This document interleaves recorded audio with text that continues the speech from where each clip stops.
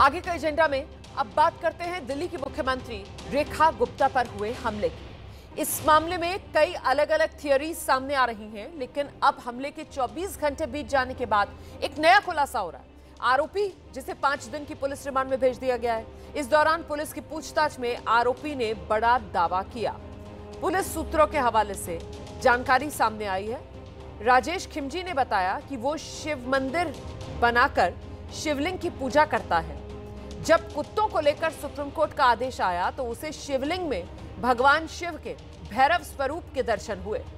भैरव स्वरूप में आए कुत्ते ने उसे दिल्ली जाकर अपनी बात रखने के लिए कहा। इसी के बाद वो दिल्ली आया था, ये दावा कर रहा है राजेश खिमजी।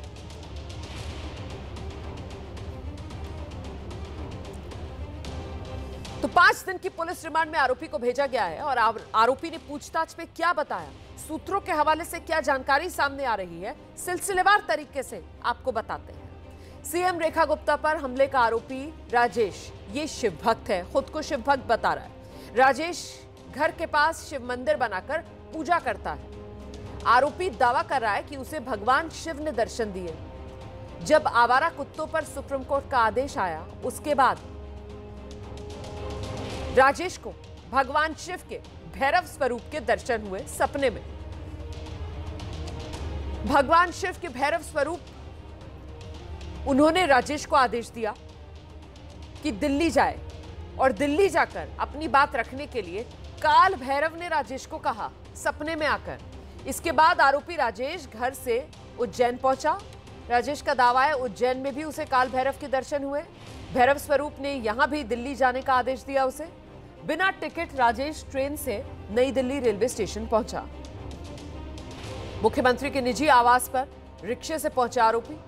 आरोपी ने दावा किया उसने सीएम से कुत्तों को लेकर अपील की। आरोपी ने आवारा कुत्तों को दिल्ली से बाहर न करने की अपील की थी। आरोपी दावा कर रहा है कि सीएम ने उसकी बात अनसुनी कर दी। आरोपी का दावा है अनसुनी होने पर अपनी बात उसने मुख्यमंत्री पर हमला किया।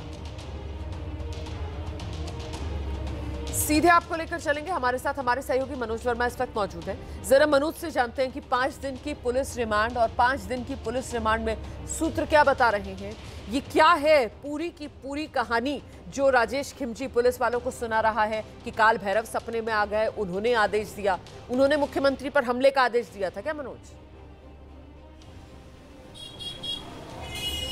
जी बिल्कुल, देखिए रोमाना, आपको बताना चाहूँगा कि कल से ही जो राजेश है वो पुलिस की गिरफ्त में है और वो बार बार अपने बयान बदल रहा है और पुलिस जो है उसके बयानों को वेरीफाई करने की कोशिश भी कर रही है कि क्या उसके बयानों में कितनी सच्चाई है। इससे पहले उसने कहा था कि उसका जो भाई है वो जेल के अंदर बंद है, उसकी याचिका लेकर, उसकी जो एप्लीकेशन लेकर वो मुख्यमंत्री आवास पर पहुँचा था, लेकिन जब उस चीज़ को वेरीफाई किया गया तो बात झूठ निकली। और उसके बाद अब ये काल भैरव वाली बात जो राजेश बता रहा है उसको भी पुलिस अब वेरीफाई करने की कोशिश कर रही है कि इसकी बातों में कितनी सच्चाई है। सिर्फ पुलिस ही नहीं बल्कि IB की टीम भी लगातार राजेश से पूछताछ कर रही है। इसके अलावा स्पेशल सेल की टीम पूछताछ कर रही है और दिल्ली पुलिस की टीम तो पूछताछ कर ही रही है, क्योंकि अभी तक जो मकसद है वो साफ नहीं हो पाया कि आखिरकार राजेश का सीएम के आवास पर पहुंचने का और सीएम पर हमला करने का मकसद क्या था, वो अभी तक साफ नहीं है। कल राजेश को जब कोर्ट में पेश करने के लिए ले जाया गया था तो उसको सबसे पहले मेडिकल के लिए ले जाया गया, लेकिन उसकी मेडिकल कंडीशन ठीक नहीं थी, इसलिए उसको LNJP में रात को रेफर किया गया था और देर रात में ही उसको LNJP के बाद ड्यूटी मजिस्ट्रेट के घर पर पेश किया गया, जहां से उसकी 5 दिन की अब रिमांड मिल गई। अब पुलिस का मकसद यही है कि राजेश अपनी जितनी भी थ्योरियां बता रहा है, क्या वो पुलिस को बरगलाने के लिए बता रहा है या फिर उसके पीछे कोई बड़ी साजिश थी। तो 5 दिनों के अंदर पुलिस उससे पूछताछ में यही निकलवाएगी कि आखिरकार वो सीएम के घर क्यों पहुंचा था और उसका मकसद क्या था। जी आप रहिए मनोज मेरे साथ, मैं लौटूंगी आपके पास। देखिए, दिल्ली की मुख्यमंत्री रेखा गुप्ता से जुड़ी इस वक्त की बड़ी खबर मैं आपको बताने जा रही हूँ। मुख्यमंत्री रेखा गुप्ता की सुरक्षा बढ़ा दी गई है। CRPF के जवानों को सुरक्षा में तैनात अब कर दिया गया है। CRPF के जवान दिल्ली की मुख्यमंत्री के आवास पर पहुंच गए हैं।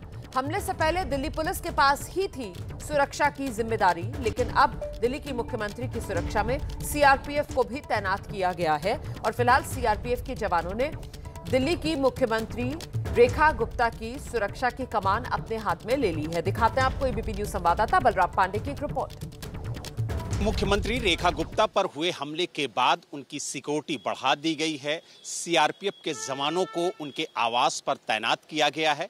इस वक्त हम उनके सरकारी आवास पे ही मौजूद हैं और आप देख सकते हैं कि किस तरीके से उनकी सुरक्षा बढ़ाई गई है। और ठीक सामने आप देख सकते हैं कि जो सीआरपीएफ की गाड़ी है वो भी खड़ी हुई है। कई जवान यहाँ पर पहुंचे हैं सीआरपीएफ के उनकी सुरक्षा में तैनात होने के लिए।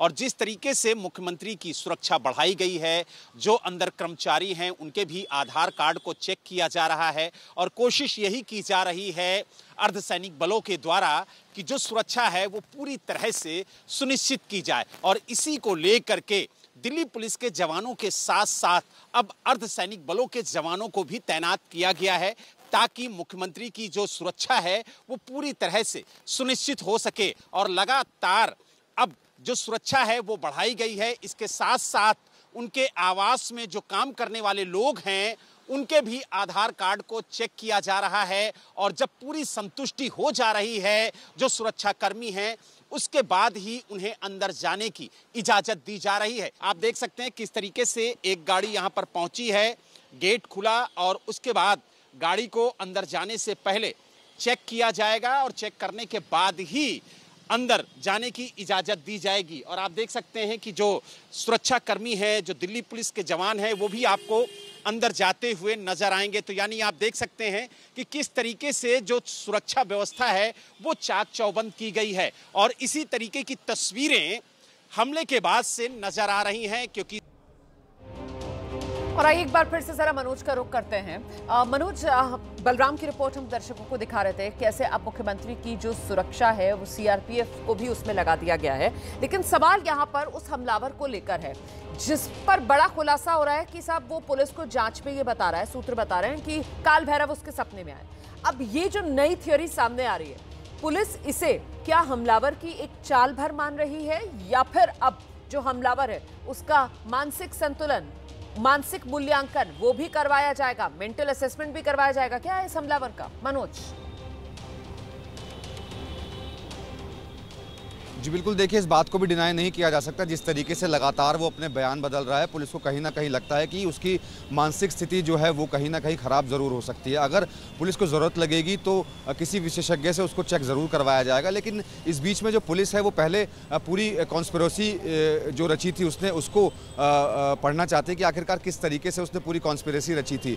पुलिस ने उसके जो कॉल रिकॉर्ड्स हैं उसको भी निकाला है, क्योंकि आपने देखा होगा जो CCTV फुटेज सामने आया है उसमें वो जब शालीमार बाग में मुख्यमंत्री के घर पर पहुंचा था, जो निजी आवास है वहां पर पहुंचा था, वहां पर वो किसी को फ़ोन कर रहा था। इसके अलावा उसने वहां पर वीडियोग्राफी भी की थी। तो अब पुलिस की टीम उन कॉल डिटेल्स को निकाल रही है जिस शख्स से वो बात कर रहा था, आखिरकार वो कौन लोग थे। इसके अलावा अगर उसने वीडियो जो बनाई थी मोबाइल फ़ोन से, क्या उसने वीडियो किसी को भेजी थी, क्या इसके पीछे और लोग भी शामिल हो सकते हैं। तो पुलिस की जो टीम है ये तो पता लगा रही है। साथ ही साथ पुलिस की जो टीम है वो सीन को रिक्रिएट करने के लिए भी पहुंचेगी, यानी कि आरोपी को उन जगहों पर भी लेकर जाया जाएगा जहां पर वो पहुंचा था। यानी कि वो दिल्ली में किस स्टेशन पर उतरा था वहां पर लेकर जाया जाएगा। इसके अलावा वो मुख्यमंत्री के घर पर पहुंचा था तो कैसे पहुंचा था, उसके बाद वो जब यहाँ जन सुनवाई के दौरान आया था तो कहां पर आया था, कैसे आया था। तो तमाम चीज़ों को पहले कोलैबोरेट करने की कोशिश करेगी पुलिस और ये जानने की कोशिश करेगी कि क्या इसके पीछे वो अकेला ही इन्वॉल्व है या इसके पीछे कोई बड़ी साजिश हो सकती है या उसके साथ कोई और लोग भी शामिल हो सकते हैं। तो कॉल रिकॉर्ड जो है जब वो सामने आएंगी तो हो सकता है कि इस मामले में और बड़े खुलासे हो, क्योंकि वो फ़ोन पर बात करता हुआ लगातार नजर आ रहा है। तो आखिरकार वो किससे बात कर रहा था।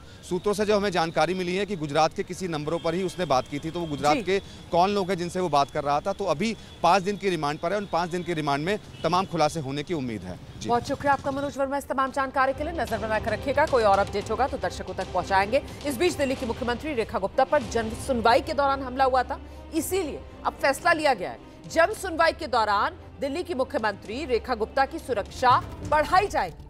सीएम के नजदीक कोई ना जा पाए ये सुनिश्चित किया जाएगा। जन सुनवाई के दौरान मुख्यमंत्री के नजदीक कोई ना जाए। जन सुनवाई के दौरान शिकायत पहले ही सत्यापित की जाए। ये वो एहतियाती कदम है जो अब उठाए गए हैं। जिस तरीके से हमला हुआ है दिल्ली की मुख्यमंत्री रेखा गुप्ता पर जन सुनवाई के दौरान, ऐसे में अब जन सुनवाई के समय पर भी कुछ एहतियात जो आगे से ली जाएगी। हम छोटे से ब्रेक के लिए यहां पर रुक रहे हैं, फौरन लौट रहे हैं।